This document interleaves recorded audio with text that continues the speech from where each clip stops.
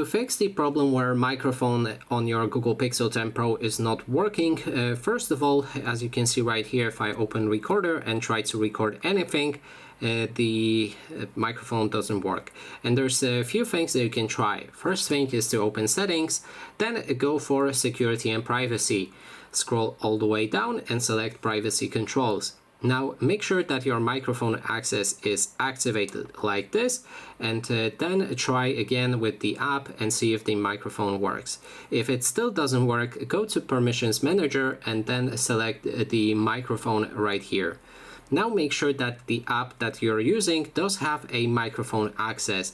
So in this case, Recorder, for me, it always has access when the app is opened. So now if we go back and start recording, it works fine.